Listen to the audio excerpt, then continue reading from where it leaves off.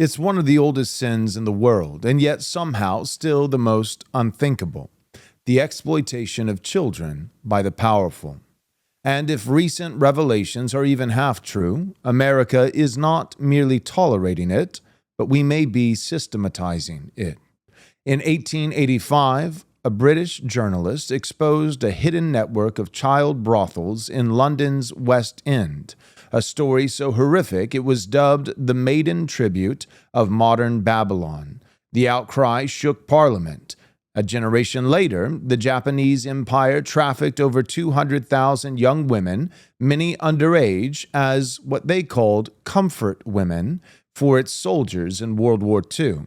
This evil is not new. It's old, it's persistent, and it always hides behind institutions that claim to serve the weak. Today, figures like RFK Jr. are alleging that the U.S. Department of Health and Human Services has served not as a barrier to trafficking, but as a facilitator. Meanwhile, Sean Diddy Combs faces a mounting storm of accusations, not just from the media, but from over 80 civil litigants, some of whom were underage at the time of the alleged abuse. The world calls it conspiracy. But what if it's merely exposure? This episode is brought to you by our premier sponsors, Armored Republic and Reese Fund, as well as our Patreon members and our generous donors. You can join our Patreon by going to patreon.com/Right Response Ministries, or you can make a donation by going to rightresponseministries.com/donate. Today's episode is not about shock, it's about responsibility. If these things are happening in our agencies, in our courts, and in our entertainment industry, then we demand justice. As Christians, we are called to expose the deeds done in darkness. So today, we must name the evil and refuse to look away. Okay.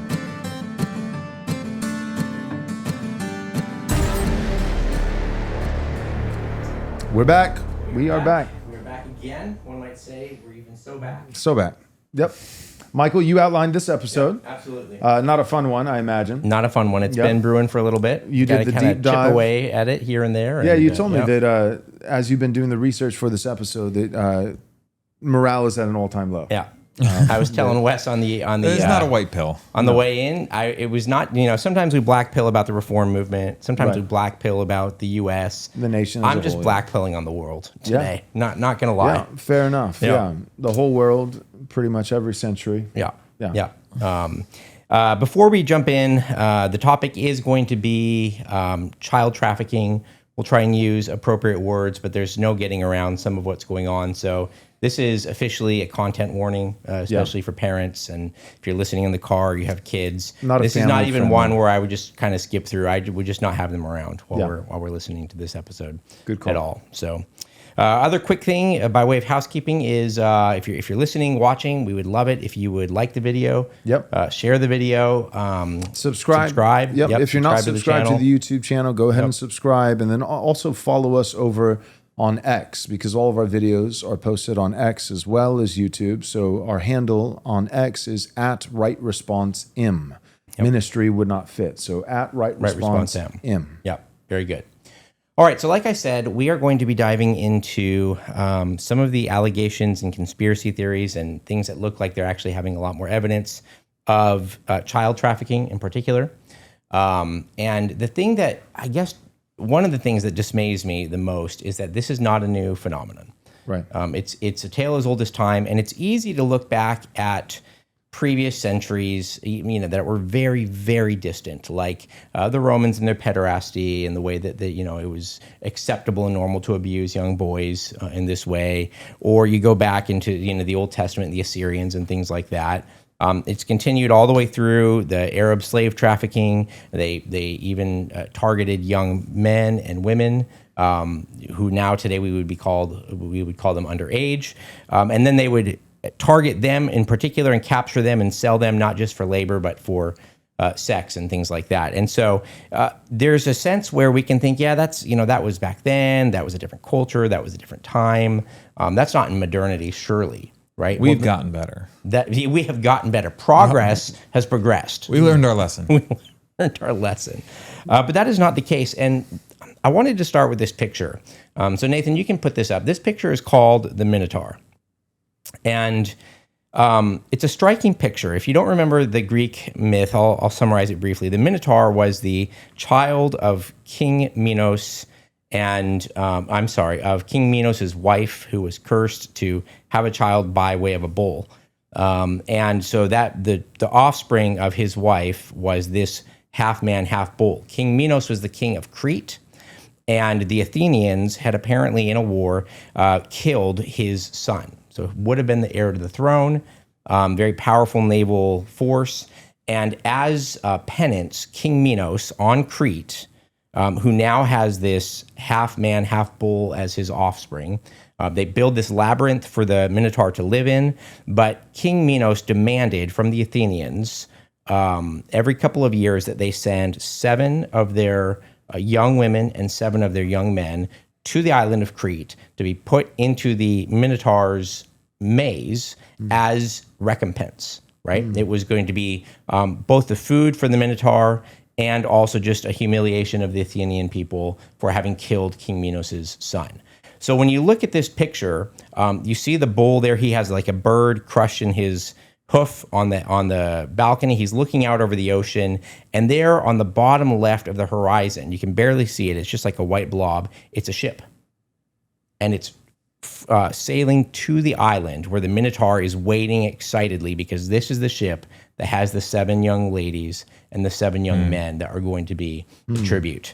And I find it fascinating that all the way back into Greek mythology, there was this idea of civilizations having to silently deal with the desolation and destruction, ravaging of their children towards an evil that seemingly they seem to be able to do nothing about. This was something that they just had to do, and that was really one of the themes. Now, in Greek mythology, Theseus, an Athenian hero, rises up and he ends up defeating the Minotaur, but it happened for a long time in the story. This painting was painted in the 1800s by a British painter, and it was in response to what the Cold Open mentioned, which was the uncovering of these brothels in West End in London. What was so shocking about these brothels is not just the prostitution. That had happened, that's a tale as old as time too. World's oldest profession. That is. But the fact that these brothels were tricking and luring, and in some cases stealing, or in some cases through debt, acquiring young girls, very young girls, 9, 10, 11, 12-year-old girls, who were being tricked, in some cases through doctors or policemen saying, we need to take you for this physical examination, or we need to take you here because we're asking about this. And then they get taken into these brothel homes and never seen again. In some cases, the families were poor, and they were essentially, these girls were purchased. In some cases, like I said, it was a debt that the family owed, and so the debt collector would take these young girls. And in some cases, it was just these women were taken with no knowledge and never seen again. Right.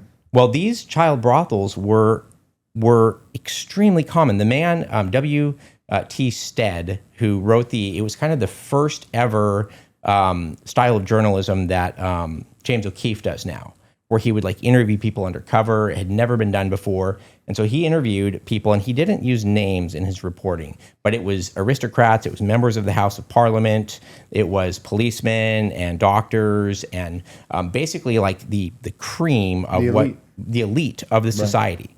And what's also shocking is this was not just in London. Some of these girls were being sold overseas to France, to Belgium, and it was as horrific as you can imagine, and worse. Feels like a classic French move. Like if I was doing something like that, God forbid, in England, I'd be looking at France for a market. Yeah. I'm just saying. Yeah. Go ahead. I don't disagree. So that's a supposedly Christian nation where this was now. To their credit, this did cause an outrage in Parliament, and they passed some laws, but it didn't go away. Like we see now what's going on in London with the Muslim gangs. This actually, it's happened before in England. But even today, in the case of England, I think this is part of your point, is that Yeah, it may be, Asian men, right? Did you see that one report that Asian men are doing this, and as we know, it's all the Japanese. The Japanese are, they're just raping all the women in England, which of course they were classifying Pakistanis underneath this banner of Asian. They just didn't want to be racist and say, well, Muslims are doing this, actually, people from Muslim countries.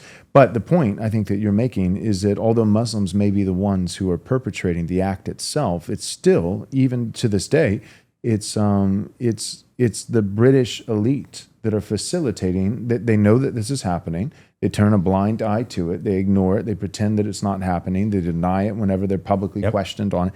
But they're the ones who are allowing it, facilitating it, organizing it, a full-scale invasion of their own country, knowing that it's coming not just at the displacement of their native citizens, but it's coming at the cost of their children being sexually ravaged. And this really is, if you think like, oh, it's the 21st century, we don't do that anymore, or we don't do that in Western countries, you would sadly be wrong.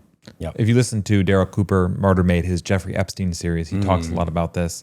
And it's funny, it was a Frenchman who was actually picked up by the police and was for charges of sex with an underage individual. But his response was not like, I did something wrong. I remember He was literally just like mad, like, wait, why are you caring about me doing this? Guys, this is everywhere. You're charging me? This is not what we do. This is normal. This is accepted. And this is not, again, 200 years ago, but this is in, I think this was, gotta say, 70s or the 80s. Tons of people were mad, but he was like, guys, this is just what we do. This is what the elites have always enjoyed and partaken in. Even recently, I think there was a court case where a judge, somebody basically had the same response that you just articulated. He was like, this is normal. And he was also not just pleading that it was common, but he was pleading ignorance. He was saying, I didn't know. I didn't know it was wrong to rape a young girl in England. And the judge was like, oh, you didn't know? Oh, go ahead. Well, of course. Okay. Go, and then, do better. And then, and then let him off with a slap on the wrist. So that picture that I showed of the Minotaur, that was painted in response to this uncovering of the brothels. The West End, England, and it was to show like there's a monster, and we're sending ship after ship after ship to instead be devoured of slaying by the this monster. We're feeding it. That's correct. Yeah. I found the Japanese one interesting. It's a little bit different, but the Japanese government, it was their official policy that they went to Korea, they went to the Philippines, and they went to China, and they either bought, stole, or tricked. Sometimes it was, hey, we're looking for women who want to be trained as nurses, and you'll work on the battlefields for a few years, and then you'll come back and you'll have a job. So sometimes it was that sort of deception. Sometimes it was just they would send people out, and they would find poor people who need money, and they would sell one of their daughters. And then sometimes they were just taken. And 200,000 of them were taken over to Japan to operate in brothels. This was, I'm not making an apology for harems of the older times. This was not a harem where they were well cared for. This is women who were abducted and taken and forced to service as many men as wanted to at any point during the war. I mean, it was horrific. Forced abortions were common. Venereal disease was common. Suicide among these women was common. And this was official policy of the Japanese government. And the Japanese government did it because they were worried that if they didn't, the Japanese soldiers would be raping and pillaging the lands that they were conquering, and it would lead to some sort of uprising that they would have to then quash during that process. So my point in all of this is the black pill is this sort of behavior seems to coalesce at the heights of power, and the greater the power is, sometimes the harder it is, like Theseus, to kill the monster. And the easier it is to just turn a blind eye. So I want to close kind of this first background section by reading a quote from that series of articles that W.T. Stead, by the way, for the listener, if you're familiar with Stead, not a fan of his. He was into seances and communing with the dead and things like that. So I'm not holding him up as a paragon of virtue, but he is the one who uncovered these things going on in London. So he was talking to a high-ranking police officer who knew what was going on, but couldn't get anything done about it. So Stead said, and I'm going to change the R word to violate here for YouTube. Stead said, "But don't the girls cry out? Of course they do, he said, but what avails screaming in a quiet bedroom? Remember, the utmost limit of howling or excessively violent screaming, such as a man or woman would make if actual murder was being attempted, is only 2 minutes, and the limit of screaming of any kind is only 5. Suppose a girl is being outraged in a room next to your house. You hear her screaming just as you are dozing to sleep. Do you get up, dress, rush downstairs, and insist on admittance? Hardly. But supposing the screaming continues and you get uneasy, you begin to think whether you should not do something. Before you have made up your mind and got dressed, the screams cease, and you think you are a fool for your pains. But the policeman on the beat, Stead said, he has no right to interfere, even if he heard anything. Suppose that a constable had a right to force his way into any house where a woman screamed fearfully. Policemen would be almost as regular attendants at childbed as doctors. Once a girl gets into a house, she is almost helpless and may be ravished with comparative safety. But surely ravishing is a felony punishable with penal servitude. Can she not prosecute? The police officer goes on. Whom is she to prosecute? She does not know her assailant's name. She might not even be able to recognize him if she met him outside. Even if she did, who would believe her? A woman who has lost her chastity is always a discredited witness. The fact of her being in a house of ill fame would possibly be held to evidence of her consent. The keeper of the house and all the servants would swear that she was a consenting party. They would swear that she had never screamed, and the woman would be condemned as an adventuress who wished to levy blackmail. And this is going on today, Stead says, and the police officer says, certainly it is. And here, listen to this. The police officer concludes, certainly it is, and it will go on, and you cannot help it as long as men have money, processors are skillful, and women are weak and inexperienced. So that's my global black pill. Let me contrast that just quickly. We named a lot of countries. We named Britain, we named France, we named Japan, most certainly Russia and Germany, of course, during World War II. Yep. So rape and violence of all these things have been commonplace. But I will have to say, comparatively, the stories of these, the scandals that they involve, the first 100 to 150 years of America, and of course, what is America built on other than the Christian sexual ethic? That's not to say, of course, that everybody was perfectly married. There was no sex outside of marriage whatsoever. The Puritans, even early on, like they had problems with it, people hooking up. But comparatively of these types of crimes, of forced sex, of assault, and especially with children, you really don't see them. And that's because the Christian sexual ethic is the only ethic that actually has the power to restrain these excesses. Amen. Your modern sexual revolution, all your emphasis on consent, all that has done is actually bring about the thing that we're dealing with right now here in the United States. I don't think it's a coincidence that prior to the sexual revolution, it was most certainly not a thing the way it has been for just about every single nation, every single empire for all of time. We had a long time where we had a lot of relative safety from this, and it was upon loosening the bounds of marriage, loosening, freeing people to experiment and do all these things that we once again run into. When people have any type of bondage loosed on them, any type of restriction lifted, it turns out they go off and they indulge. And that's all the more reason the Christian sexual ethic, not just enforced societally, but at law, against pornography, against adultery, against, of course, all types of crimes against children. That is the only viable way long-term to protect women, to protect children, and to protect the marriage bed as a whole. There's one other time where there is a marked absence of these sorts of shenanigans.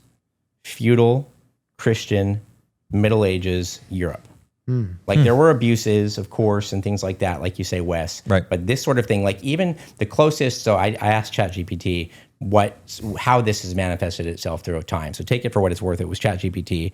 But the best it could come up with for feudal Europe was the prima noctis, which is actually disputed. Like people think that actually didn't happen. Or if it did, it was not. It was only for a very short amount of time. So, Wow. Yeah. Okay, we're going to go to our first commercial a little bit early because the next section where we're going to talk about HHS and RFK, man, it has a lot of information. So, Nate, let's hit our first commercial break, and when we come back, we'll jump into the modern, the U.S. government's involvement in this problem. What if your family's financial strategy was built on more than just numbers? What if it was built on Scripture? At Private Family Banking, we believe managing wealth is more than just good planning. It's a God-given privilege and responsibility. In Genesis and Deuteronomy, and all the way into the New Testament, God calls us to be fruitful, wise, and faithful with what He provides.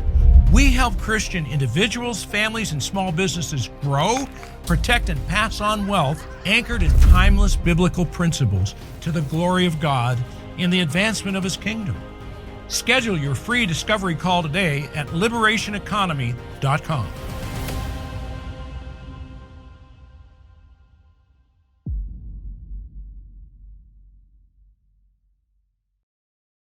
America is a country that was founded for the purpose of allowing Christians to do their duty before God and not to have their consciences ruled by the doctrines and commandments of men. Reese Fund exists in order to see the 10 Commandments properly applied, not just as a plaque on the wall, but to actually be used in business as though they're commandments from God that we're supposed to obey. Our goal is to find businesses and to buy them and to build them up. We want to find manufacturing businesses and use them to make sure that we can maintain our capacity to do things here. Reese Fund, Christian capital, boldly deployed. Are you a Christian struggling to find companies that align with your values and beliefs? Well, then Squirrely Joe's has you covered for all your coffee needs. All of their coffee is hand-selected and roasted fresh every day by a family of fellow believers.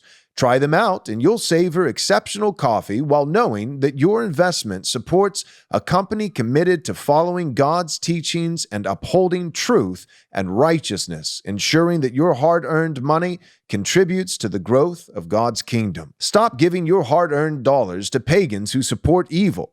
Right Response listeners have access to an exclusive deal. Your first bag of coffee is free. All you have to do is cover the shipping. So head on over to squirrelyjoes.com/right response. Again, that's squirrelyjoes.com/right response to claim your first free bag of coffee today. All right. Welcome back. Yep. We are, without delay, going to jump into the next section. And so all that history, that's plenty depressing. Great. Thanks to the downer. But why are we talking about this? Well, a couple of weeks ago, RFK made a comment in a cabinet meeting, and it seems kind of offhanded, right? Like all the cabinet members are reporting on the progress that they've made, and he's talking about all the things that he's done at HHS, and we're working on this, and healthy people, and food dyes, and all this stuff. And then he makes the comment that we're going to play right now. We have ended HHS as the role as the vector, the principal vector in this country for child trafficking. And during the Biden administration, HHS became a collaborator in child trafficking and for sex and for slavery. And we have ended that, and we're very aggressively going out and trying to find these children, the 300,000 children that were lost by the Biden administration. And we have ended funding for gender mutilation surgeries and other kind of gender dysphoria practices, and thanks to Elon, we have saved $67 billion at our agency without compromising any of our critical programs. Mr. President, I want to thank you for your vision, for your leadership, for giving me the 100 busiest days of my life, and most exciting and most rewarding. And there's, over the next 100 days, we're going to do much, much more.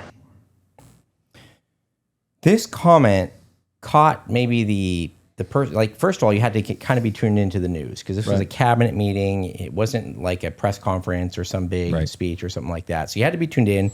And even for those who are tuned in, I remember hearing that thinking, what in the world is he talking about? Right.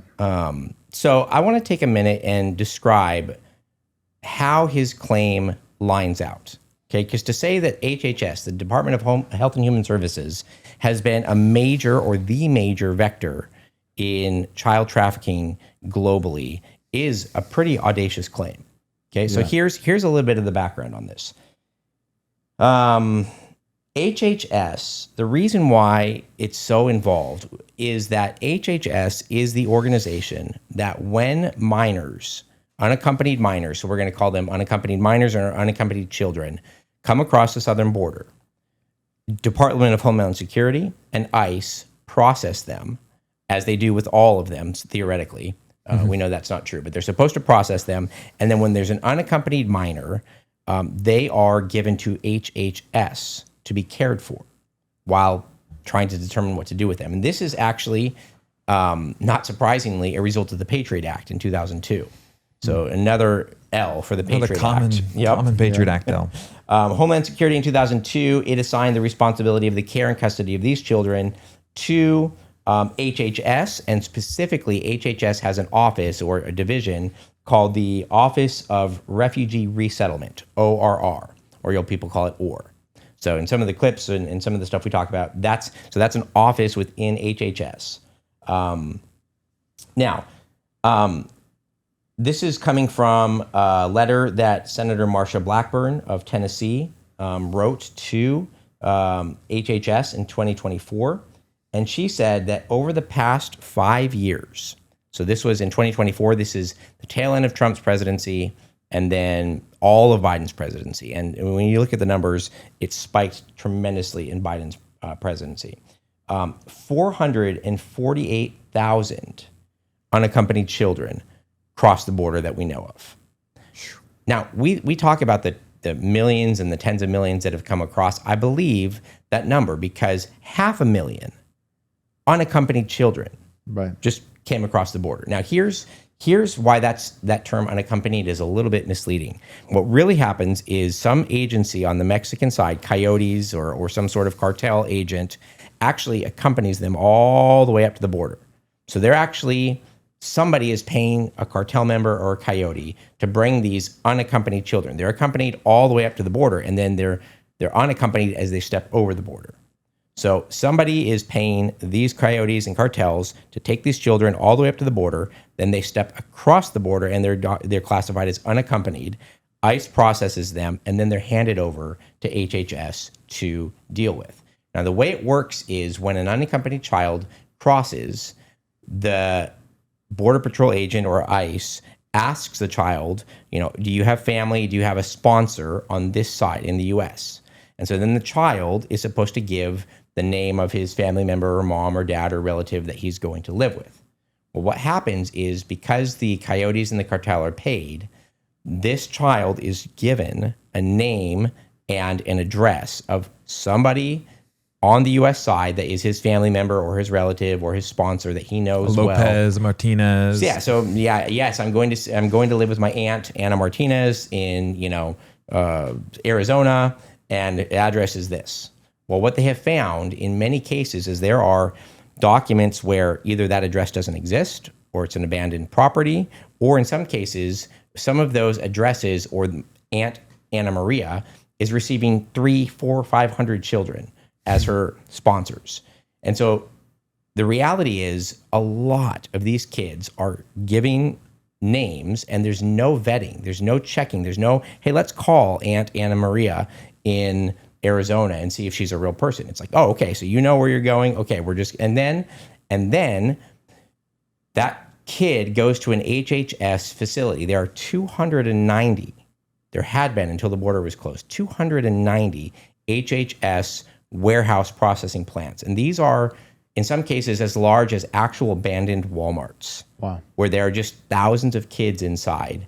And people are coming in who are hired by these NGOs, and they just come in, they get a kid, they get an address, drive this kid to Arizona, drive this kid to Michigan, drive this kid to wherever. And so they get taken to this warehouse, and someone comes in, and there are reports that some of these people had been hired the day before on Indeed or on Facebook. Like, we just need a driver, and this is a government NGO, we'll pay you. So they show up, they don't know what they're doing. They get this kid, they get this address. Sometimes they're infants, they're given no diapers, they're given no food, they're given no nothing. And then they drive them to this place, and they just hand them over to somebody, and that's the end. And the numbers are kind of shocking. In 2008, oh, by the way, the average age of the unaccompanied child is 11. Okay, that's the average age of the children coming across. The median age is 13. In 2008, the number of unaccompanied children that came across the border documented was 8,041. This was when Bush W was president. 8,041. And then it was what for the 5 years? In 2022, this is 1 year alone of Biden, it was 149,000. Wow. And they estimate that in his presidency, it was 448,000.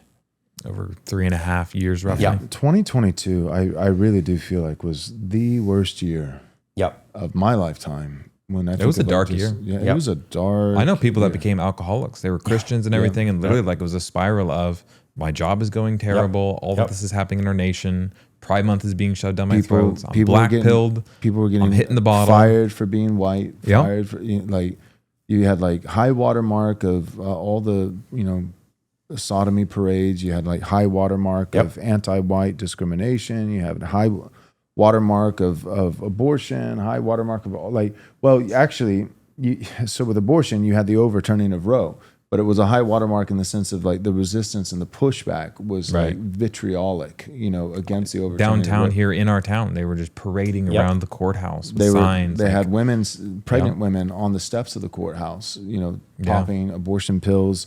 Like 2022, we forget it wasn't that long ago, but like it was. Yep. 2020 was kind of like ramping up the gears, and then 2022 was like reaching a fever pitch. Right. Let me tie to this type of policy or orientation towards borders that America, we're here for everybody. Give me your poor, your huddled masses. That type of outward facing disposition has invited all of those children in and all of the cruelty that comes with it. So coyotes, one of the things that happens a lot of times on these routes, they're called rape trees, where they'll routinely rape the people that they're trafficking, if they're women, and hang articles of clothing on that. And I would draw a direct line to those who have a very lax stance on border security to then fostering these type of things. So you have a nation and your borders are like, well, maybe you can come in, maybe you can't. Once you get in, who knows, maybe we'll follow up with you or we won't. If your border is locked tight, machine guns, razor water, alligators in the water, and you have that orientation for decades on end,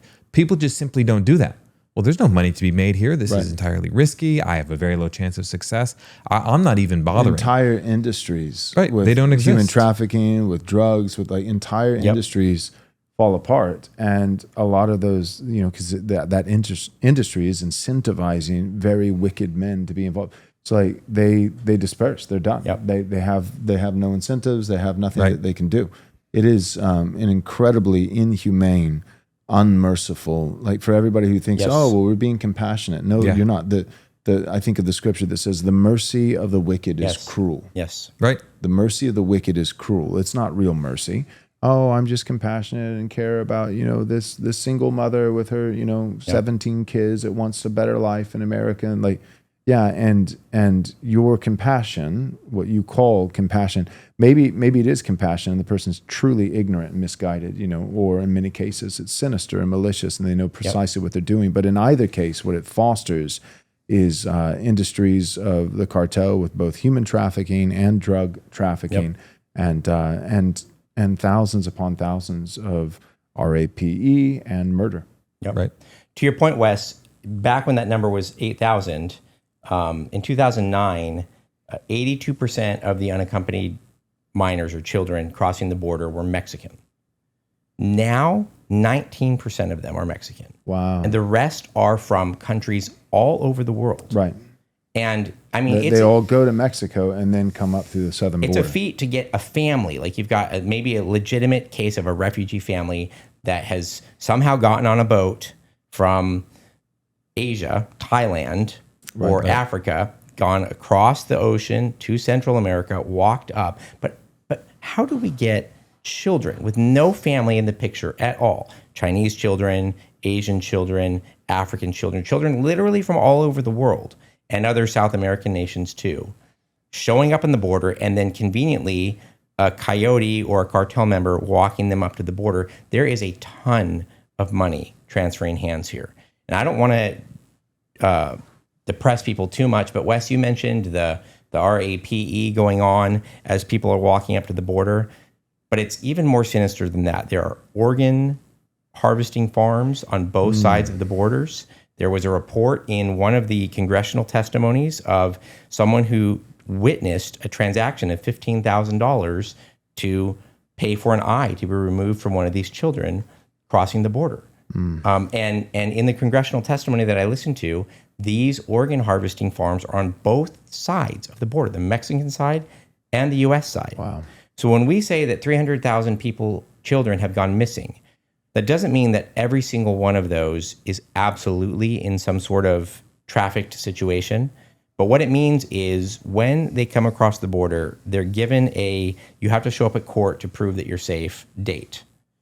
Now, 19,000 of these children did not come to that date, but 290,000 of them were never given by ICE or Border Patrol a date to show up at. Oh my goodness. And so when they say the 300,000 are missing, what they're saying is there are over 300,000 children that we know of who crossed the border and had literally never been heard from again. Some of them could have been placed with a relative. About a third of the children that cross the border are placed with a family member that we know of. But that means 2/3 of them are not. And we know from congressional testimony that it's common for these children to be placed in families with MS-13 gang members who are not related to them.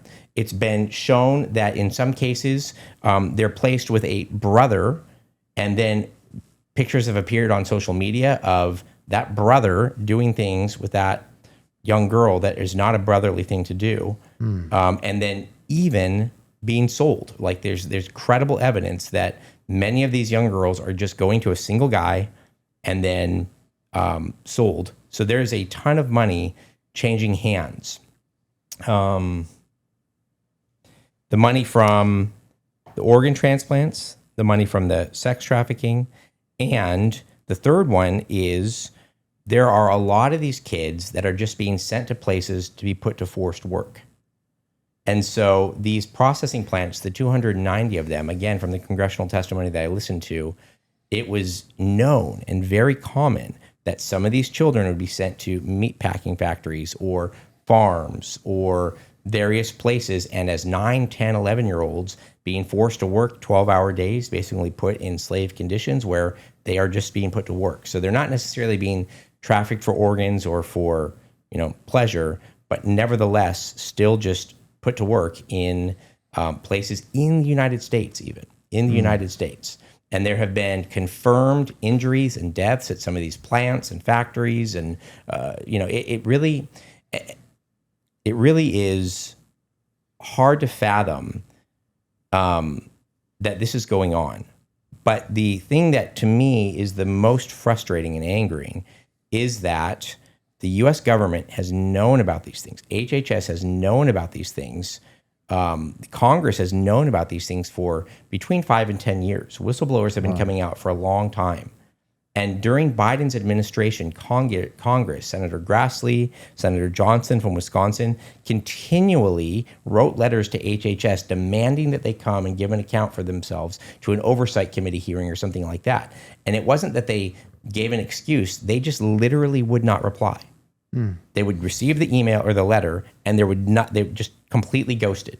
And so part of a clip here I'm going to play in a second, part of the frustration is we've called HHS. When I say we, I mean senators and congressmen have called HHS to give an account. And people like Mayorkas, who was the border Department of Homeland Security aide under Biden, he's been called to account, and he won't answer or he won't show up. This sort of behavior has not only been known about, but it has been, it seems like, incentivized and intentionally fostered by members of the U.S. government all the way up to the highest levels. Wow. All right, we're going to go to our second commercial break. When we come back, let's talk about Diddy. Okay, we'll jump to Diddy. All right, very good. Running your business with purpose means looking beyond last month's numbers to next year's vision. Kaylee Smith offers CFO-level strategy scaled just for small businesses. At Midstate Accounting, she takes care of your compliance, bookkeeping, and tax returns while providing holistic advisory and fractional CFO services to help you steward your resources with a distinctly Christian perspective. Ready to align your finances with your future? Then call Kaylee Smith at 573-889-7278 for a free, no-obligation consultation. Mention the Right Response podcast to get 10% off your first 3 months. Prefer to explore online? Then you can visit midstateaccounting.net to learn more or schedule a call. Again, that's midstateaccounting.net. With Midstate Accounting, you'll plan for tomorrow while operating in faith today. So call Kaylee Smith at 573-889-7278. Again, that's 573-889-7278. The British statesman Edmund Burke once noted, and I quote, "When ancient opinions and rules of life are taken away, the loss cannot possibly be estimated." Close quote. It seems that we live in such times where ancient opinions and rules of life have indeed been taken away. We are not estimating the loss, but experiencing this loss in real time. Speaking of such times as ours, the reactionary thinker Nicolas Gomez Davila said that modern man is scandalized by what was commonplace in traditional society. The most radical book of our time, he said, would be a compendium of old proverbs. A compendium of old proverbs, truths, and wisdom that were once commonplace in traditional society is just what is needed right now. Who is My Neighbor is precisely this book, an encyclopedia of ancient opinions, rules of life, truths, all once forgotten, but now recovered. So go and get Who is My Neighbor from Western Front Books by going to westernfrontbooks.com. Again, that's westernfrontbooks.com. At Kingsman Caps, we believe that every man is called to carry the crown. That is, to seek out and gain glory, and ultimately to give that glory to Christ. Our hats aren't just apparel, they're a symbol of sacred duty. We're forming a coalition of men who walk with conviction, courage, and humility, knowing the honor we bear is not ours to claim, but ours to carry. Through Kingsman Caps, we are starting a brotherhood of men who live to honor Christ as King, and who will one day lay their crowns at his feet. Every Kingsman cap is crafted with premium materials, rugged construction, and timeless designs made to endure the burdens and battles of life. We've just released our newest colorway, the Illumination, an all-white country fit featuring a bold 5-panel design and a clean white-on-white logo. It's built for those who walk in the light. Join the brotherhood and carry the crown. And if you're building God's kingdom through your own business, brand, or venture, we now offer custom hat orders with an easy process and a 100 hat minimum per style and color. Step 1. Go to kingsmancaps.com to contact us with your custom hat inquiry. Step 2. Send us your logo and brand colors. Step 3. Choose your hat style and details. Step 4. We'll take care of the rest. Carry the crown because Christ is King. Go to kingsmancaps.com to get yours today and join the brotherhood. I want to tie the knot real quick on this last topic, and then we do want to jump over to Diddy. So, Nate, let's play the clip from Senator Hawley. So we'll skip kind of that second one that I sent you later on, and we'll jump right to Senator Hawley, where he is grilling the former Department of ORR, which again is the branch underneath Department of Homeland Security that is supposed to be in charge of caring for undocumented children. So, Nate, let's go ahead and roll that clip. Have you read these New York Times reports, these stories, the series of stories the New York Times has done on the children who are in your care? Have you read them? Yes, I have. Have you read that children are scrubbing dishes? They are operating heavy machinery. They are delivering meals. They are harvesting coffee. They are working construction. They are working as housekeepers. They are working overnight shifts at plants where they are not paid. They are not going to school. They are not cared for. They are not giving meals. Almost all of it illegally. Are you aware of that? That's a yes or no. Yes. Do the Know Your Rights presentation help them in those situations? Senator ORR. That's a yes or no, I think. Do you really think that you're helping these children by releasing them to labor traffickers and, yes, sex traffickers 85,000 children whom you have no contact with, and your answer is we gave them a presentation before we turned them over to these people who are exploiting them on a scale not seen in this country for 100 years, a century. A century. It's a disgrace in the United States of America. Let me ask you this. You did an audit, I noticed, where you gave yourself a clean bill of health. So just tell me this. Do you require sponsors to document their relationship with the child? Senator, we have a thorough vetting process. Do you require sponsors to document their relationship with the child? Yes, we go through. No, you do not. You do not. Have you read the Senate's Permanent Subcommittee on Investigations reports on your office? There was one in 2016. There was one in 2018. There was one in 2020. There was one in 2022. Spanning administrations, what they found is you do not require sponsors to document their relationship with the child. You release them anyway. That was mainly just to pick us up a little bit. Yeah. Put it in not the answer she gave, but just right. Senator Hawley. 100%. He's pretty cheesy, but that was good on him. That was good. Yeah. Okay. The reason I wanted to go back there for just a minute is we're about to dive into the really weird.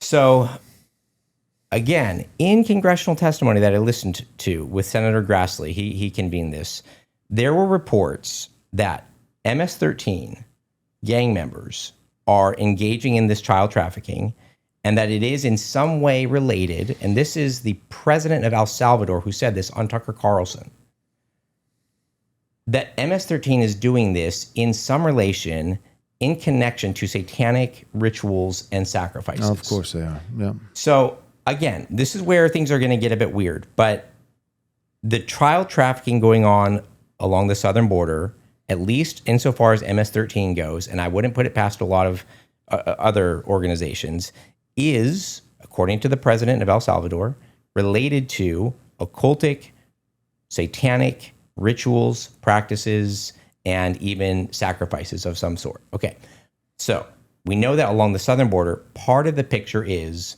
demon worship.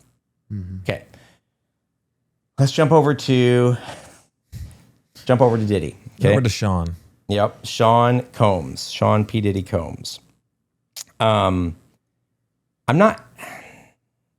want to make that connection, and then if we have time, we'll make other connections. But some of you may know that Sean Combs, P. Diddy, is on trial right now. It's going on. It's supposed to last maybe another 5 or 6 weeks, the trial total. It's been going on about 2 weeks now. He is on trial, and the charges are trafficking and some other one. I forget what it is, but trafficking of people for sex. Oh, prostitution rings, operating prostitution rings. Okay. Diddy has for a long time been legendary for his after parties, where there's an award ceremony or some sort of show or concert or things like that, and he invites people to his after parties. These after parties, he spends about $500,000 or so on each one of these. These after parties are glamorous. They're the who's who in the entertainment industry. Even actually, to be fair, Trump went to one of these, and the after parties, they go all the way up until midnight. And then I saw a video of him at 11 o'clock. He gets up on his balcony. He says, okay, in an hour, you got to send your kids home because that's when the real party starts. So to be fair, a number of people, maybe even a lot of people, they leave at the midnight mark. After the midnight mark is when these after parties, I just apologize to the listener, okay? You've been warned. They begin what they call these freak-off parties. And these freak-off parties are largely scripted sex parties that can last hours and hours or even a couple of days. Are these? Is this allegedly, or is this just no? This is no no. disputing. This is 100% no. Okay. The charges are that he was buying people to come to these, Got it. or transferring That's them what's across alleged. state lines, and that it was a prostitution, like a pay for sex ring. But the parties themselves, that goes without saying. In fact, his defense in all of this is, yeah, he was doing those things, but it was all consensual. And so he's not guilty of any of the illegal things of transporting people across state lines. Who, do we know some names of other celebrities or politicians who have been participants in these parties? There was a lot of speculation last year when some of this came out, Usher, Madonna, the Kardashians, but none of that has come into this trial so far. Justin Bieber was one who is speculated to have been abused as a boy. Right. He came out recently and said, I wasn't involved in that. Stop asking me. So that was just last week or something like that. Okay. Let me just say too, this What MO, about- same MO with Epstein, which is to bring is in, correct. I might be stealing your thunder, No, but go ahead. to bring in high profile celebrities, people with money, and you show them a good time. And that's how you build the network, whether Yep. it be for money or for blackmail. Then you have blackmail That on is them and you 100%. say, hey, we'd hate to release this. We need X, Y, and Z.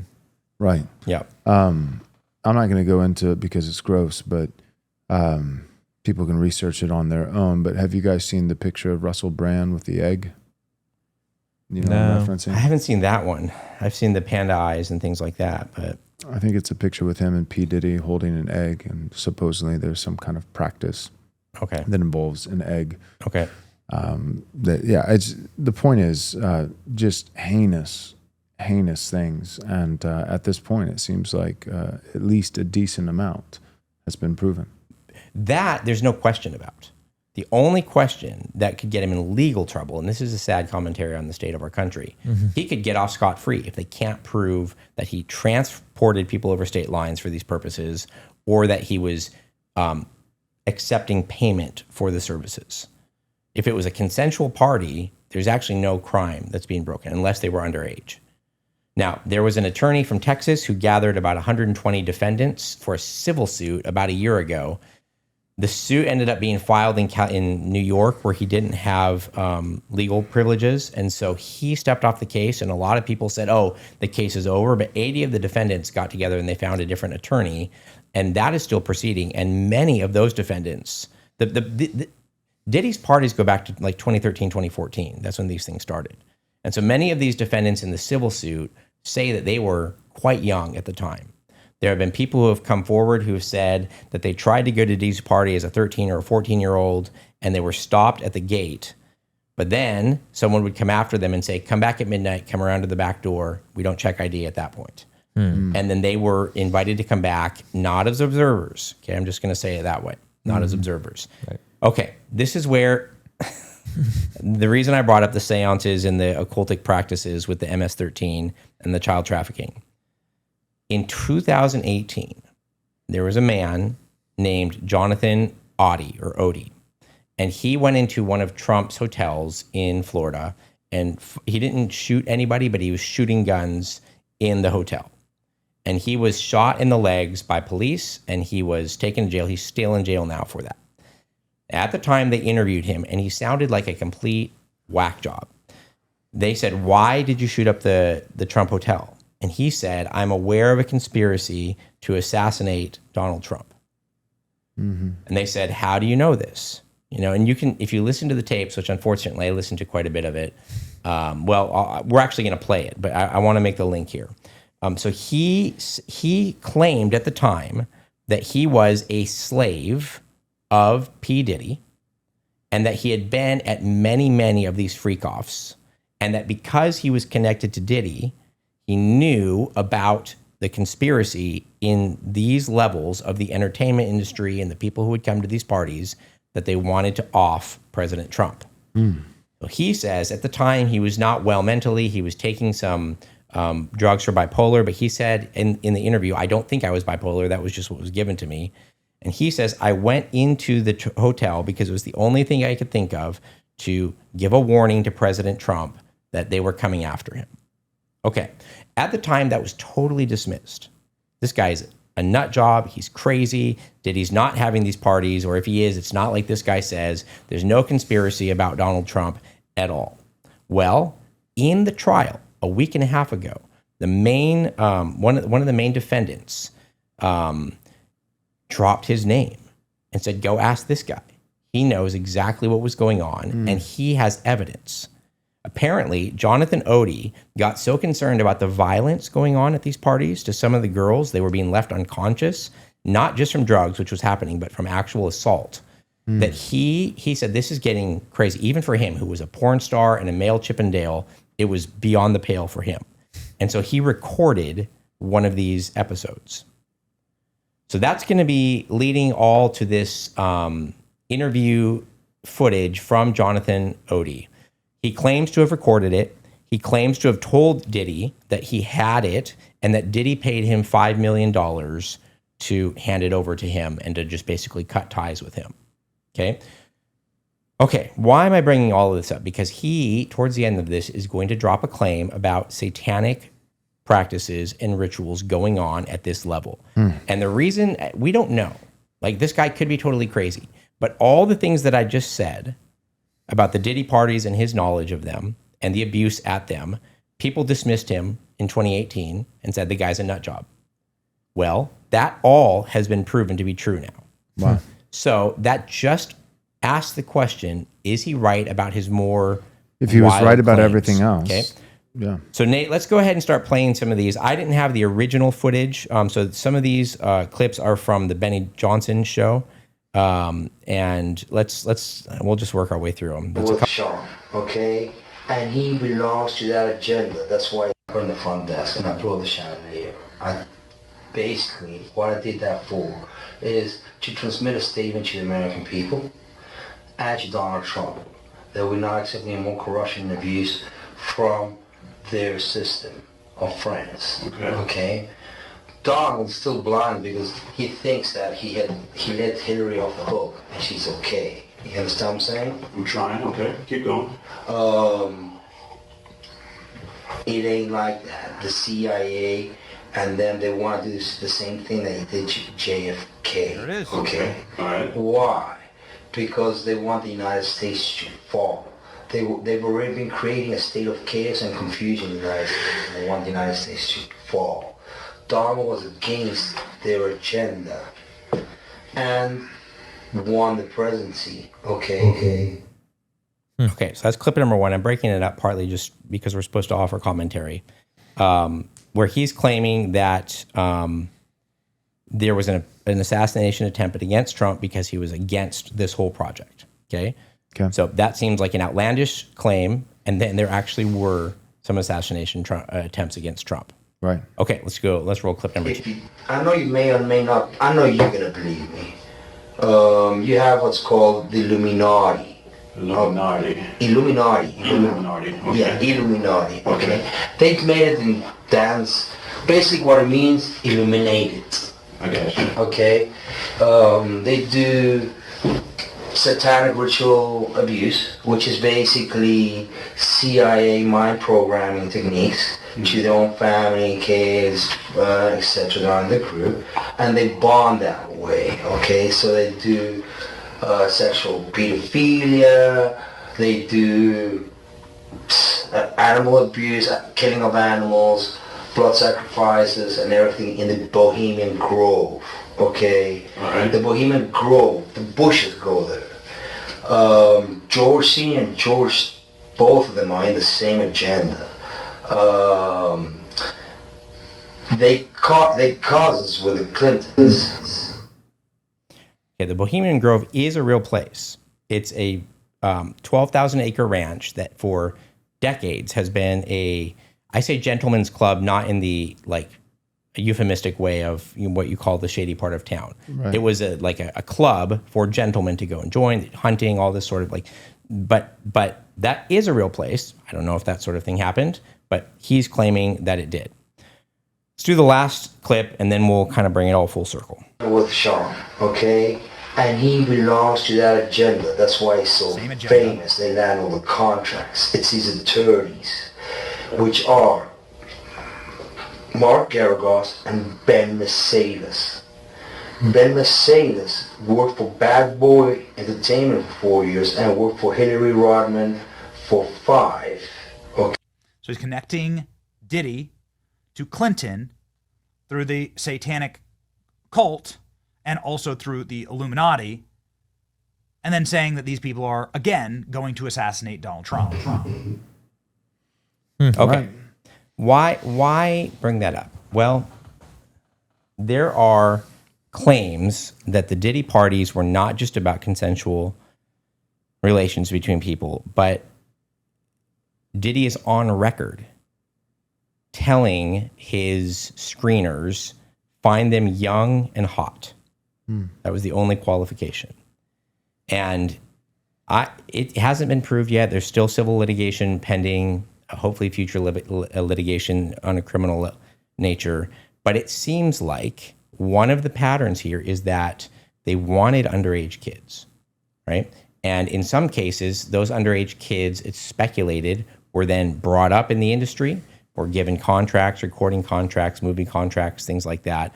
But regardless, a lot of this was all about a network. You come to these parties, you are going to get a contract or a writing contract or an acting contract or a singing contract. And it's also largely speculated that, like with Epstein, Diddy was recording these and using these things for blackmail. I heard, again, I think it was Tucker Carlson, who someone asked him about the Diddy. He said, oh yeah, it's pretty clear who's behind all that. He said it's US intelligence. He said it's Israeli intelligence. And he said, and I didn't know this, he said it's French intelligence. He said the French intelligence is all over these sorts of international scandals. That checks out for me. Which, okay, so all three of those. So how is all of the, yeah, all three of them. How is all of this connected? We currently have a system where the elites have almost unimaginable power and almost no accountability. And in that sort of system, because of liberty.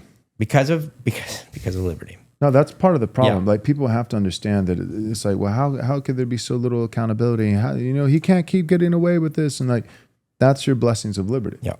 Like we don't want people to be tyrannized, and we do want protection for individual citizens. But at the same time, we have made liberty the ultimate virtue in our nation's fabric, Right. to the point where liberty has superseded virtue itself.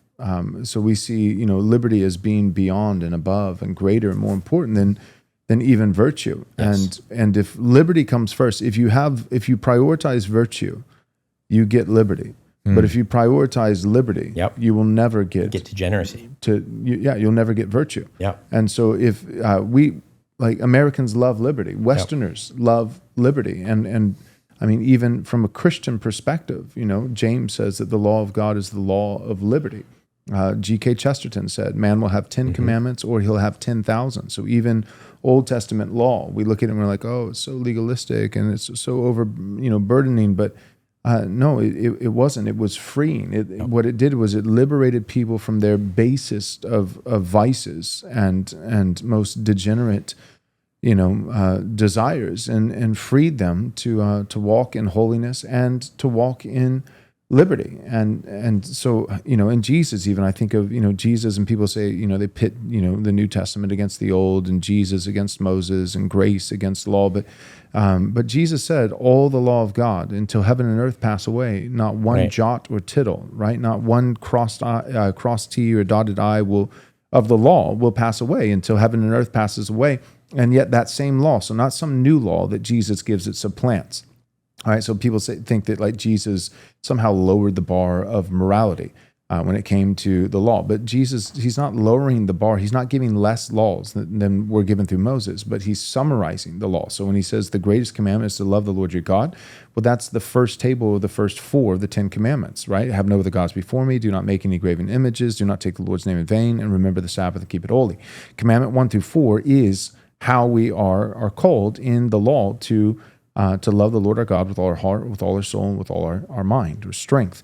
And then Jesus says the second greatest commandment is like it, that we should love our neighbor as ourselves. Well, again, that's not replacing, but summarizing the second table of the 10 commandments, commandment 5 through 10, which is all pertaining to our horizontal relationships with our neighbor, that we should honor our father and mother, we should not murder, we should not commit adultery, we should not steal, we should not bear false witness, and we should not covet. And so Jesus isn't giving a newer and lower law. So Jesus is upholding the law. And the last thing I wanted to say is, so in regards to that law, the law of God, behold, I am the Lord, I changeth not, so that you, the sons of Jacob, are not consumed. I am the same yesterday, today, and forevermore. So God is not God is immutable. That is, he is unchanging. He's not in process. He's not lowering his standards. He's not progressive and coming and realizing that, oh, I was a bit of a stick in the mud, but now I'm a lot more fun in the New Testament.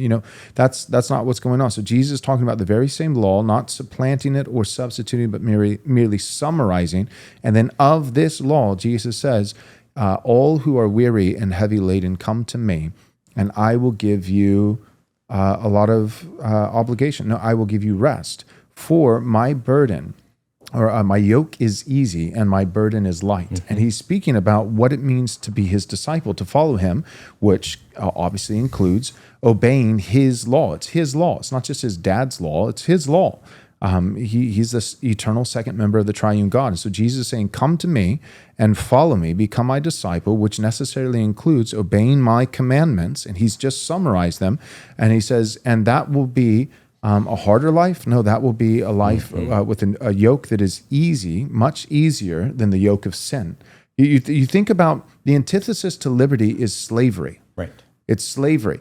And there is no more inhumane, burdensome slavery than slavery to laws, no, slavery to sin. Sin demands your every waking moment and even commands your dreams, every fantasy, every daydream, every thought, every inclination. You meet men who are bound by slavery to sexual immorality. It's all they think about. Slavery is the proper term. They are bound. They are tied. They are sequestered and quarantined. They have no liberty. It's not that, oh, look, I'm free to diddle kids, and I'm free to just have porn brain 100% of the time and be on my phone. Like, you're not free. Right. You are a slave. The most inhumane and sinister of slave masters throughout time in the Ottoman Empire, or they would only dream of being able to garner the amount of control over their slaves that sin has been able to command ever since Genesis chapter 3 over the sons of men. That is slavery. And so my point with all this is part of the reason it's so hard to hold people accountable, to tie it back is, and people won't like me saying this, but part of the reason it's so hard to hold people accountable, especially elites, is because of the American idea. And at some point, we're going to have to be able to have that conversation without people screeching into the void and freaking out. We're going to have a conversation about is this really the best form of government that the world has ever known? Is it really ideal that pornography is classified as free speech and supposedly, allegedly protected under the First Amendment? Like, this is where liberty ultimately, if it's just liberty at the expense of virtue, then this is where liberty leads. It leads to freak-offs with Diddy. This is your unfettered liberty. So if you unhitch from Christianity, which gives you liberty, but it doesn't set liberty as the goal. It sets holiness as the goal and liberty as a byproduct.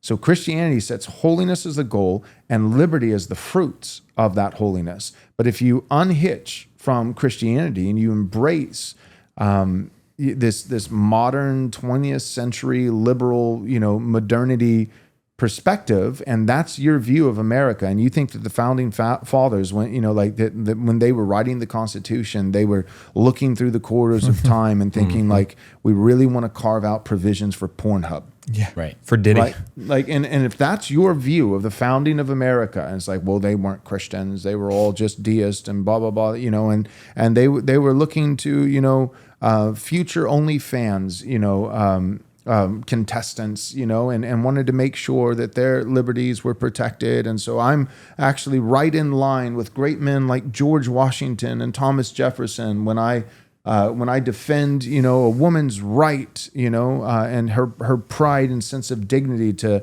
have her OnlyFans account. If that is your view of America, then you get Diddy. My point is, who's responsible? Well, there are some specific people who are directly responsible, but in an indirect sense, there are millions of people who are responsible. Everyone who stands for liberty over and above virtue, I hold responsible at some level. It's like, well, I'm just defending the founder's vision. Okay, and you also there's a straight line between that and freak off parties with Diddy. Yep. These things are connected, and that's why it's so hard. Like that's my point. It's so hard to hold people accountable, because America, like we always think of the benefits, we think of the pros, and we don't even begin to imagine the cons. So we think of well, I don't want somebody, don't tread on me, or come and take it, or don't take, my rights, or don't. Yeah, and that's the same rhetoric. That's give me liberty or give me death. Yeah, and that's the same rhetoric that's used by the Clintons, that's used by Diddy, that's used by all these individuals, and that same wall of defense that you think is the only thing protecting you and your rights is actually what it's really serving is elites with child trafficking circles and syndicates. It's protecting them. We need not merely liberty, but we need virtue, and we should absolutely embrace certain laws like the banning, the national banning of pornography and these kinds of things, if we're ever going to have true liberty. So. But no, we're stuck with laws like in Colorado where we have to respect people's pronouns, and which we talked about previously. So we'll get you some laws, all right. On these things, right? Yeah. Oh no, So we got something better in mind. Right. Yeah. So do you want to land the plane for us, Michael? Yeah. And just with this whole Diddy thing and a number of people being involved in this, we're talking about like the elite of the elite, and it's hard to pin any one person down whether or not they knew, right? Like you can have a list, of like people who participated in these parties, but whether or not they were in the particular back room where this was happening, right? But I'd love to like land the plane, but especially I think the last thing that it would be good, because we've been hinting at it, but just landing the plane with child trafficking, with these freak off parties, with the elite of the elite, but connecting that with demon worship. Yeah. So the reason I went to the trouble of getting to the MS-13 comments about demon worship, we said a couple weeks ago, the elites in our society, in Western society, may be the most connected to the spiritual world, maybe even more than Christians. They're not less connected; they're more connected. Yes, we Christians think of the spiritual world ethereally or in the future sense, right? Like our home in heaven, things like that. But we really are products of our time, where we are very materialist, we're very rational, and we forget that there is a spiritual world that is as real as the physical world. And the elites in our time, and I don't actually know if it's ever not been this case, maybe at a few places in history, but the elites are very connected, and there are growing rumors and evidences that demon worship is happening at the highest levels of society, whether it's certain governing people or people who are part of certain entertainment industries or other industries. And I think part of it is there's a certain thrill that, again, you quote the people that you read when you were younger. Ravi Zacharias, he used to say that our hearts are made for wonder. And the older we get, the more it takes to capture our heart with wonder.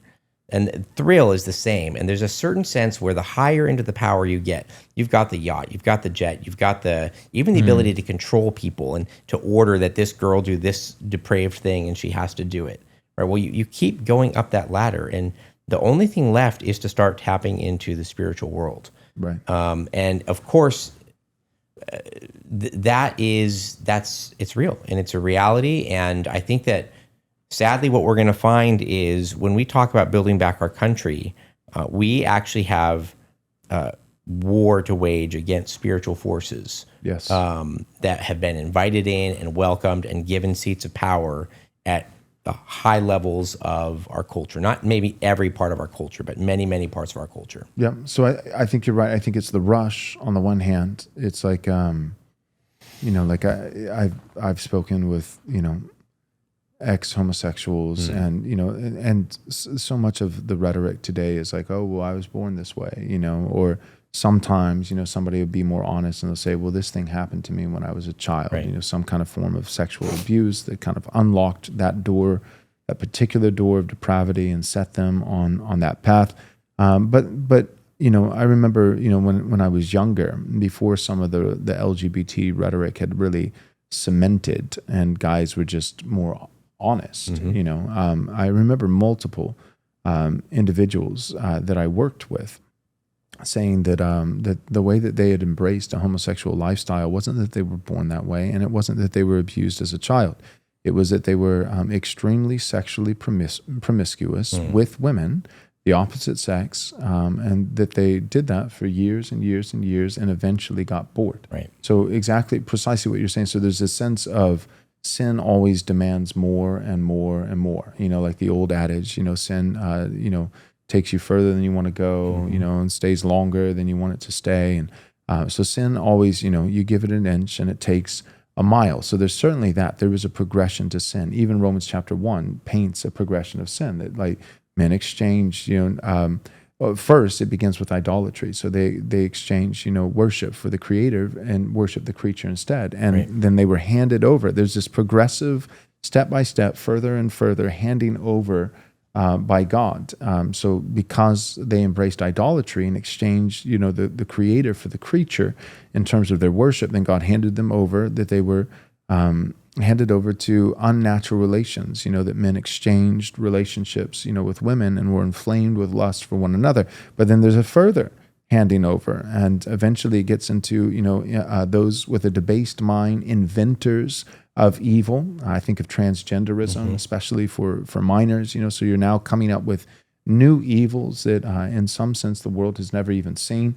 And then finally, the final step is not just that this elite group of individuals is engaging and participating in these acts of wickedness, but that the society as a whole praises them. The final step of Romans chapter 1 is not just homosexuality or transgenderism, a debased mind, inventors of evil. The final step is that instead of rebuking them, that they're actually praised. And you see that in our society as a whole, that we went from, we just want to be able to live our private lives. We just want to be able to enjoy the same benefits and rights that, heterosexual couples have, like marriage. And then it became, we just want to be tolerated. And then it became, we want to be supported, and then it was, we want to be cheered and praised, in the public square with our gay pride parades. And then it became, say the pronouns, bigot, or we'll fire you and make sure your kids starve. It's further and further, and that's the final stage. The final stage is not just the individuals participating in the deeds of wickedness, getting to new levels of depravity, but the society as a whole accepting and even cheering it on. But my point is this: so there is the progressive nature of sin, of I need to do something more and more and more to get the rush that I once had, because my conscience is being further and further seared and dulled, and so there's this callousing effect that's taking place. And so just like a drug addict, 10 years in, they're going to be doing more cocaine than the first time that they did it, and sexual depravity has that same sort of effect. So there's that element of doing more and more and more, transgressing further and further and further to get the rush. But the last thing that I wanted to add is, especially as it pertains to our elites, I do believe that our elites are far more not just aware, but they're true believers when it comes to the spiritual realm in a way that the average American's not. Right? They're the ones who peddle, secular humanism and everything can be explained by science. Trust the science. But the guys who are saying that, the guys who are just saying that it's everything's explained by the material world, the materialist guys at the top, although they seem to be the most logical and the most practical among us, I think the average citizen in America, and sadly even within the church, Christians in America, have not more, but actually far less belief in the supernatural than the elites. Yes. And my point in bringing that up is to say, so what is it that gets them to not just sexual assault with children and heinous crimes like that, but gets them to the point where they're worshiping demons. Well, one is the progressive transgression element of wanting a thrill, but the other is I think they do these things because they actually believe it and they've seen the fruit. They've seen that it works. Yep. Like in other words, I don't think it's just the thrill. I don't think it's we're going to have a party and we're going to do terrible sexual things, but we're also going to have like some seance and we're going to, sacrifice an animal to some demon god and worship it in a circle with robes. I don't think they're just doing it because it's funny or just doing it because, they're already high out of their minds, on drugs, and they just need something at another level in order to feel the thrill. I think they're also doing it because they've actually seen the fruit. They're doing it because there really is a power there. Like I really do believe we have people in positions of power, even in our nation, that in some sense, the positions of power that they hold not despite, right? Because you might think like, dude, you're so powerful and you're the head of a government agency or you're a billionaire. Like, why would you endanger yourself, jeopardize yourself and your reputation by doing something so foolish, having a bunch of people in your house and doing some seance? Like, why would you allow for such a liability? And I think I think one of the answers is not just the thrill, but I think one of the answers is because in their minds, it's not a liability. It's not that I'm rich and famous and powerful despite my, secret,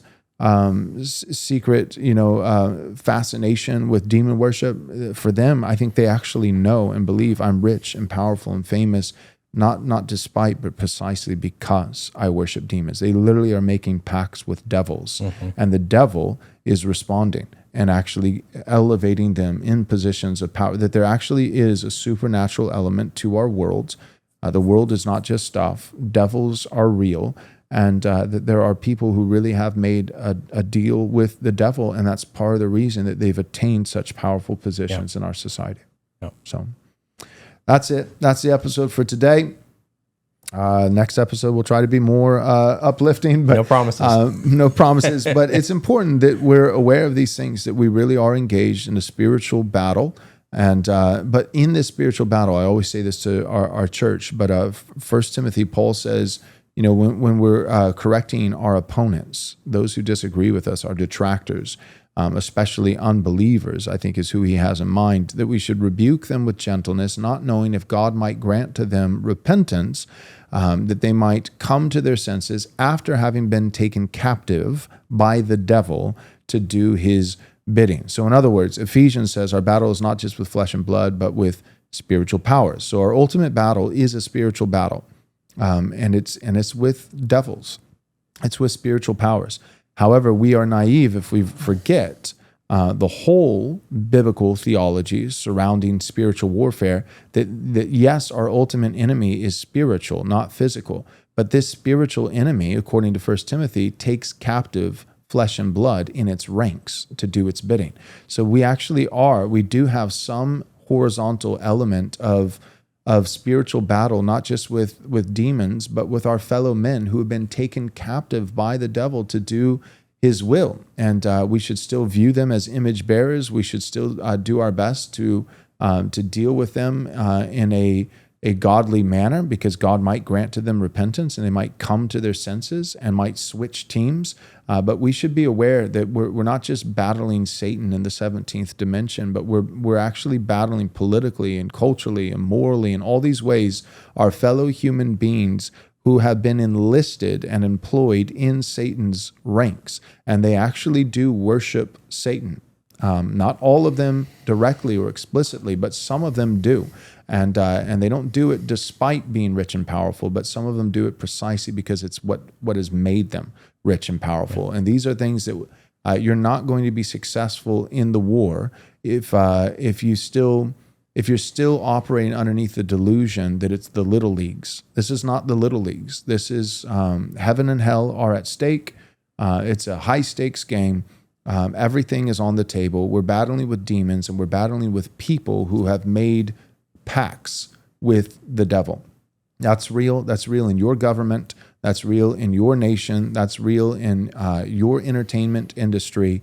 And you need to be aware of what you're up against and at the same time encouraged, because greater is he who is in you than he who is in the world. So thanks for tuning in, and we'll see you next time, Lord willing.